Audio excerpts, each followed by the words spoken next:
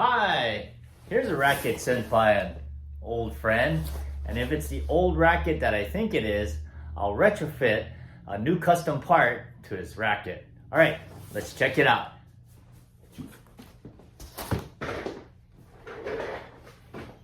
All right, so we're gonna open this box, and this is from a customer. His name is Matt. He lives on Oahu, so he usually mails the racket to me to have it restrung.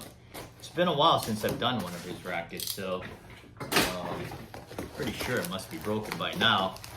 But if it is the same racket that he normally sends, yeah, it is. It's a racket that came out in the late 90s, and it's called the Dunlop. Yeah, it is the Dunlop. It's a Revelation Super Long Plus 1.00. So this is a racket that it's an extended racket. It's 28 inches in length. And yes, it is broken. So the specs on this racket, unstrung, when I took it last, it weighs 11.3 ounces. The stiffness is 59, and the swing weight, and again, this is without strings, is 328. And this is without any customization. I mean, in stock form, it's 328. And being an extended racket, that would make sense. He does want to eventually replace this racket, but you can imagine how hard that would be in today's racket. So one of the reasons why I've been able to string this racket as long as I have is because I retrofitted the throat piece, which broke a while back. All right, so first I wanted to show you what the throat piece looked like when it was still intact, and what I did to replace it using tubing and leather pads. All right, so before I get into how I made this retrofitted replacement Revelation throat piece, I noticed that Matt left the strings intact, and I need to advise him to make sure that he cuts it as soon as it breaks to eliminate any kind of distortion. And since the strings are intact, I can show you a couple of ways to cut strings. If you have a nail clipper or a cutting pliers, one way is to cut, let's say, the left center main, then you go to the bottom center cross, then you go to the right center main, and you just kind of work your way outwards, eventually working out to the 4 points of the racket. And that'll even out the amount of stress that's distributed through the racket as you release the tension from the strings. Another way is you could take 2 strings at a time, and let's say you start from the middle and you would cut 2 at a time, and then you would just work your way outwards, going in a diagonal pattern, and then that'll also even out the stress. Now, if you have a string bed cutter, which is the fastest way and which is the way I'm going to demonstrate, I've been guilty of just cutting it one way and cutting it the other way because I'm doing it so fast. But let's say if you have a high tension and you just want to be on the safe side, the best way to cut it with a string bed cutter is if you start from, let's say, the bottom center, you take it up to the middle, then you go ahead and cut all the crosses and then continue the rest of the way up. So that'll more evenly again distribute the stress as you're taking tension off strings. All right, so typically when I string Matt's racket, I'll save the leather pad and the tubing, and I noticed one came out already, and I'll even take note of where I placed each one because the length of the tubing might vary a little bit. So what I want to do is make sure that I have this racket in the position that I'll be stringing it, because I want to make sure all the tubing and the leather padding are placed in the exact same holes. So I just took this one out of the left side, first and second main, and I'll just set it down on the table or on my machine, making sure that I'm going to always position them in the same place. Now, in this case, I will be replacing these completely. So I'm just showing you what I would normally do. Because the tubing and the leather padding is still good. So I would just set it aside like that and have it ready to be placed in the same position. But again, I'm going to be replacing those, so I'm not going to be saving that this time. And I'll use a slightly different application this time on the leather padding. On this original one, I had it only single layered. It's just one piece of leather that I cut. And I typically would use a leftover leather grip. I'm gonna use a Wilson grip though, but I'm gonna double it. And I think that'll provide enough padding for the leather padding part. So I'm gonna go ahead and remove the rest of these strings, and then I'll show you more closely what I'll do to make these replacement retrofitted Revelation throw pieces. All right, so the first thing I wanna do is I'm gonna work with the leather pad, and I'm gonna figure out how much length I'm gonna need. So this racket, you can see that there's no throw piece in it right there. And you can see that the holes right here, there's 1, 2, 3, 4 pairs of holes right here. So what I need to do is cut 4 leather pads, and I measured the distance between each hole to figure out what kind of length I need. So I already measured it, and it's about 1/4 inch between the holes. So what I want to do is make sure that's what I'm gonna cut it at. I have a old piece of leather, well, extra leather from a grip that I wrapped. So I always save these because these are useful for this, for any kind of leather pads. All right, so the first thing I'm gonna do is cut off this beveled ends of the grip because I don't want that to be part of the pad. So I'm gonna just cut this completely off. So I'm not gonna use this whole leather piece, but I will eventually. So I might as well cut it all off while I'm at it. So I got that one side cut off. And what's kind of good about this is that it still has a double stick tape on it. That's going to be useful when I double up these, when I double up the leather to make the pad, because in the end, what I'm going to do is fold it over like that. So what I want to do next is I'm going to cut this. Like I mentioned, I just need 1/4 inch. So what I'm going to do is, because I'm folding it over, I'm actually going to need about 1/2 inch. So I got my ruler here, and what I want to do is just cut off actually 2 inches, because if you have 2 1/2 inch lengths of leather pad, that comes out to 2 inches. I'm just going to use my awl to mark it and then cut it right at 2 inches like that. So that's all I'm going to need.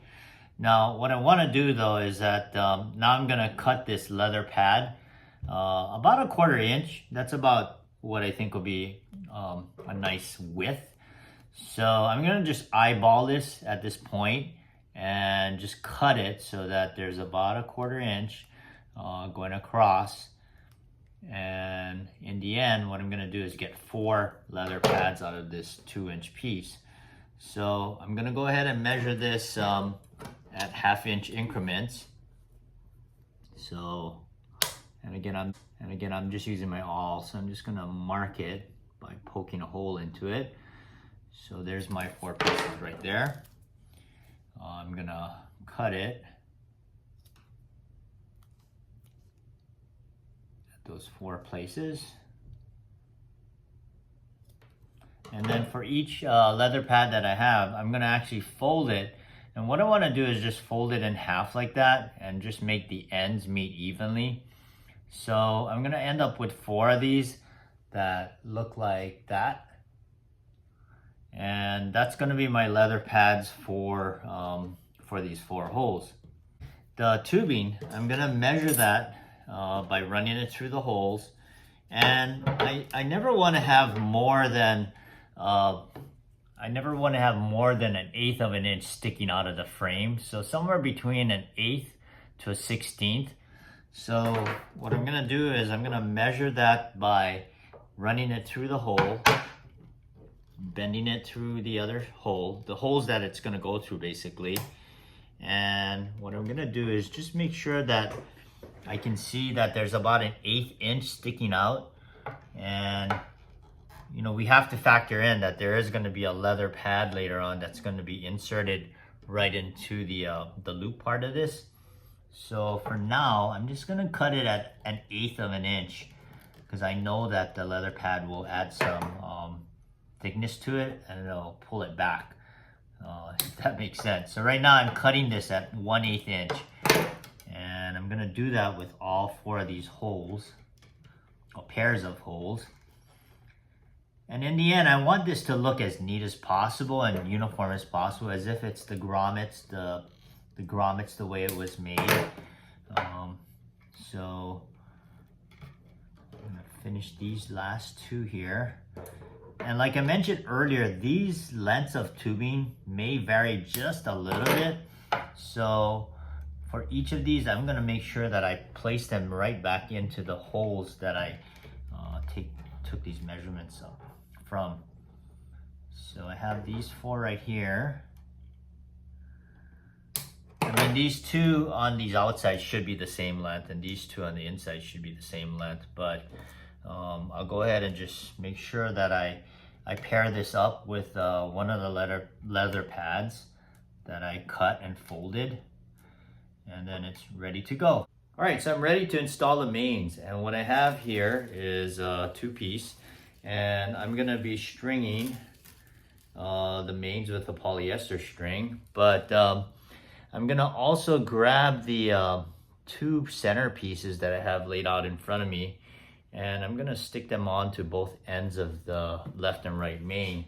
And it doesn't matter which one I put on which string, because I did measure them to make sure that they're the same length. And so what I'm gonna do is run it through and just make sure that I'm gonna have it end up right where the string passes through the frame as added protection when I start tensioning the first string. But because I use the Yusuke method and I normally place my starting clamp on the outside of the frame, I can't do that now because of the tubing that I have sticking out. So I'm gonna use an offset tube to cover that, so I have a place to place my starting clamp. And just make sure that it's, again, the tubing is placed where it needs to be. So I got half of it on the inside, half on the outside. All right, so I'm gonna start my first pull here.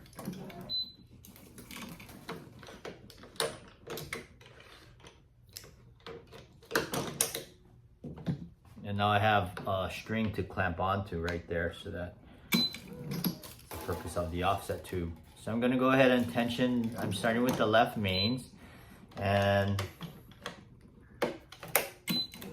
all right, so this is where the tricky part comes in, when you're trying to position the tubing so that the part that's sticking out is pretty evenly matched up.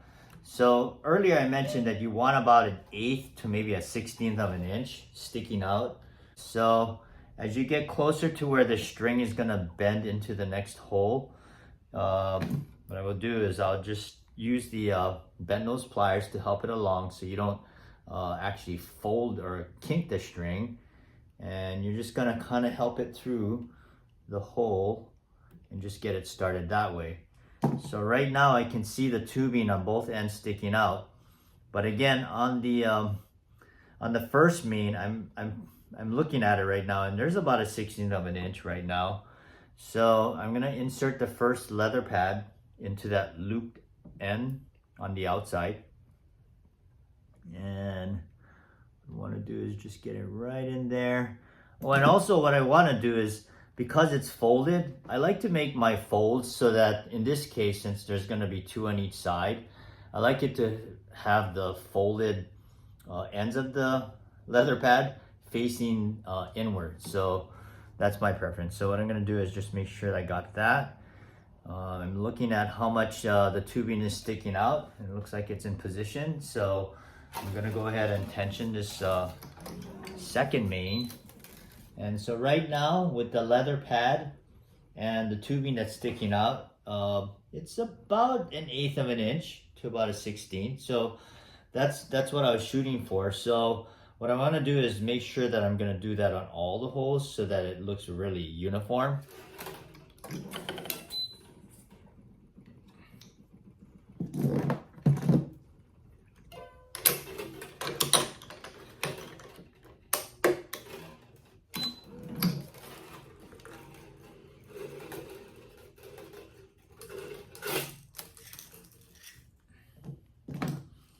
All right, so now I'm working on the right side, and I'm gonna go ahead and do the same thing. I left a little bit sticking out. And it's mainly when I tension the string that it takes a little practice to make sure that those two tubing ends are lined up so they look uniform.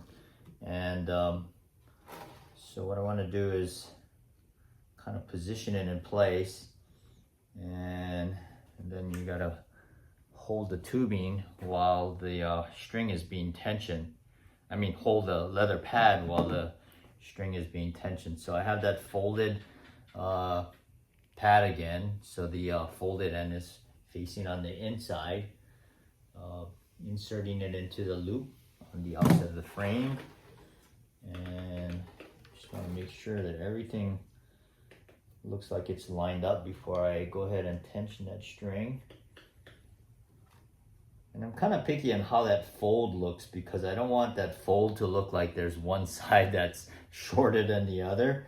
So sometimes I'll overcompensate by making the fold on the top actually overlap a little bit, and I think I have to do that on this one.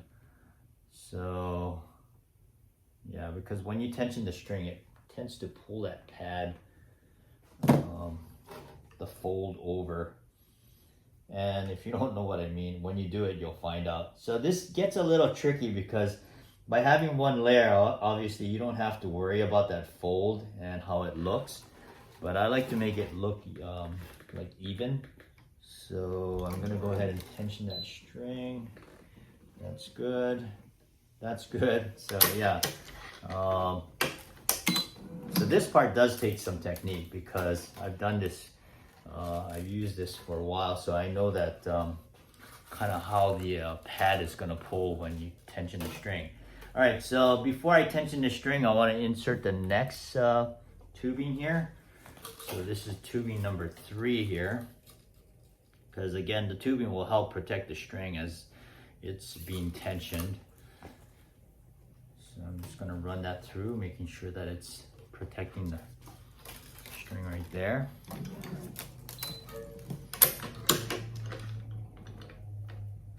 So right now you can see that there's about a 1/4 inch sticking out, but I'm gonna of course fix that when I start to tension the next string. So I'm come up here on the 4th main on the right side. And again, when it gets to this point where it's gonna start to bend, you wanna make sure that you wanna kind of help it through. So I'm gonna bend the tubing so that it doesn't kink the string. Goes in there.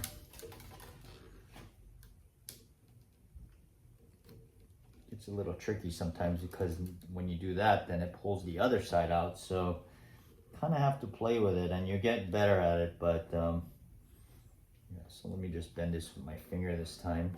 Probably be easier. All right, so I got that sticking out on both ends. And I'll get my leather pad. It would probably be easier if you don't have to worry about this leather pad being folded. In fact, you can just buy power pads, and it comes in a pack where it's just one layer of leather. So that would be the easiest thing to use in this application. But because my leather pads are custom made, I do have to make sure that that fold is just right. So I'm gonna go ahead and tension this next string. That's good. All right, so I just got this one pair of holes here left on this left side.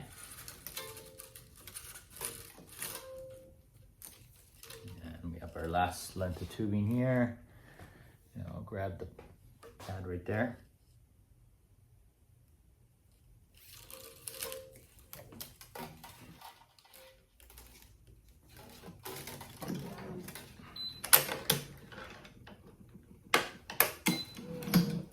Yeah, I don't bring my clamp all the way flush to the frame because I like to have a little bit of leeway there. So at least for these first full, these bottom mains in the throat. All All right, so I'm gonna just go ahead and use my fingers and just bend this tubing this time. It was easier than to use the pliers. So I'll just bend it in there and bring this one out. Then now you can see they're both popping out. Okay, so I'm gonna get the, push this in a little bit more. All right.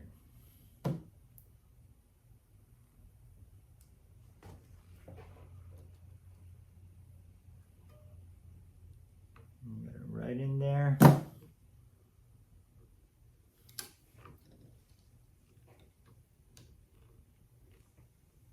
Yeah, sometimes I have to use my fingernail to kind of push the one side in just to make sure that I can get it to slide in place. All right, so I'm gonna go ahead and tension the string, and it will pull it out a little bit, but I'm gonna help it a little bit. Just right there, nicely done right there.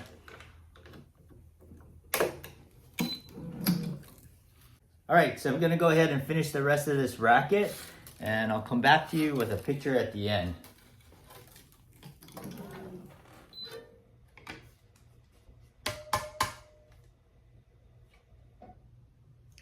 All right, so here's the final product. I wonder if Matt will notice the difference.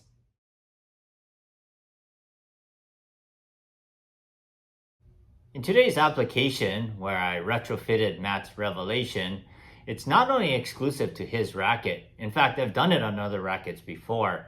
And it usually happens on rackets that incorporate a softer rubber piece in the throat piece. And sometimes those tend to deteriorate and crack. I know I've used this application on a Yonex frame before, but I can't remember exactly what model. And I've also used this application on a Prince 03 racket, the original 03. So if you have an older frame and you have a deteriorating throat piece and you can't find the replacement part for it, you might want to consider retrofitting it. I hope you found today's video helpful. Thanks for watching. Happy stringing. And let your strings play.